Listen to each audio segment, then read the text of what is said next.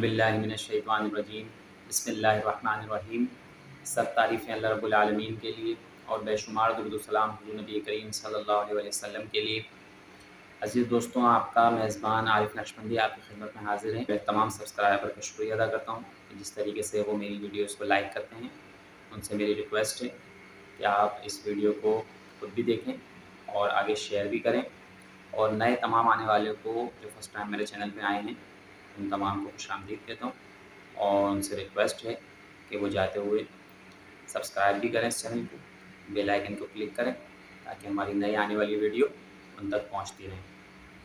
عزیز دوستوں، آج جو ہم کانٹینٹ لے کر آئے ہیں بہت مختصر ہوگا، لیکن اس کی فضیلت، اس کی اہمیت بہت زیادہ ہے۔ عزیز دوستوں، الحمدللہ دستار باندھنا بہت فضیلت کی بات ہے کہ جو بندہ دستار باندھ کے نماز پڑھتا ہے، تو میرے پیارے پیر مرشد حضرت قبلہ سیدی مرشدی حضرت ڈاکٹر پروفیسر محمد مقصود الہی نقشبندی صاحب، آپ فرماتے ہیں کہ جو شخص دستار باندھ کر نماز پڑھتا ہے اس کو ایک کے بدلے میں 25 نمازوں کا ثواب عطا کیا جاتا ہے۔ تو عزیز دوستوں، یہ کتنی بڑی سعادت کی بات ہے کہ اللہ تعالیٰ ہمیں توفیق عطا فرمائے کہ ہم با جماعت نماز پڑھیں، اور حدیث پاک میں آتا ہے جو شخص با جماعت نماز ادا کرتا ہے اسے ایک کے بدلے میں 27 نمازوں کا ثواب ملتا ہے۔ حدیث پاک میں آتا ہے حضور نبی کریم صلی اللہ علیہ وسلم نے فرمایا، جب تک میرے امتی دستار باندھتے رہیں گے صاحب عزت رہیں گے، اللہ رب العالمین ان کو عزتوں سے نوازے گا۔ سلسلہ علی نقشبندیہ میں اس کا خاص اہتمام کا حکم دیا جاتا ہے کہ جب بھی نماز پڑھیں جماعت کے ساتھ پڑھیں، دستار باندھ کر پڑھیں۔ اس کے اندر بہت سستی کی جاتی ہے، جس چیز میں ثواب زیادہ ہوتا ہے عزیز دوستوں اس میں شیطان سستی لازمی دلاتا ہے۔ تو کوشش کریں ہم کہ جو بھی نماز پڑھیں، جس سلسلے سے وابستگی ہے، الحمدللہ جس کلر کی ہم دستار باندھتے ہیں اس کلر کی دستار باندھ کے ہی نماز پڑھیں تاکہ اللہ رب العالمین ہمیں اجر عظیم عطا فرمائے۔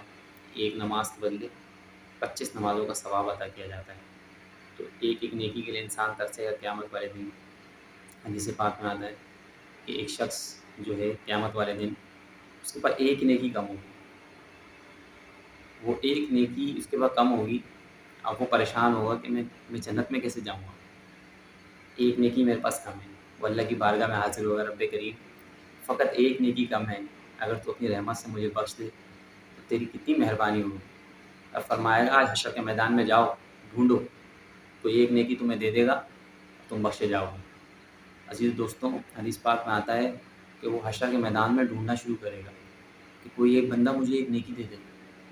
حشر کے میدان میں جب وہ نکلے گا تو ڈھونڈتے ڈھونڈتے چلتے چلتے چلتے اس اپنے والدین نظر آئیں گے۔ حدیث میں آتا ہے کہ والدین اس کو دیکھ کے کہیں وہ نیکی نہ مانگ لیں ہم سے تو وہ دوسرا راستہ اختیار کر لیں گے، کوئی دوست دیکھیں گے تو وہ ادھر ادھر ہو جائیں گے۔ تو وہ ڈھونڈتا سب کو پوچھتا ہوا کہ بھائی میرے پاس ایک نیکی کم ہے، تم مجھے اپنی نیکی دے دو۔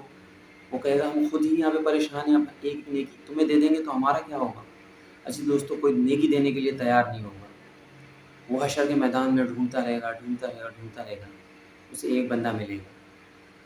آپ دیکھیں کہ اس کے پاس ایک ہی نیکی ہوگی اور وہ اپنی نیکی جو ہے نا اس شخص کو دے دے گا، اور وہ شخص اتنا خوش ہوگا حشر کے میدان میں کہ رب کریم میری نیکیاں پوری ہو گئیں، مجھے جنت عطا کی جائے۔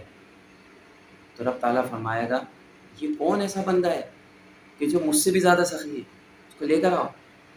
تو جب وہ شخص اس کے پاس جائے گا، اس شخص کو لے کر آئے گا، رب تعالیٰ فرمائیں گے اے میرے بندے تو اتنا سخی ہو گیا، آج میری حکومت ہے اور تو اتنا زیادہ مہربان ہو گیا کہ تو لوگوں کو نیکیاں دے رہا ہے اپنی۔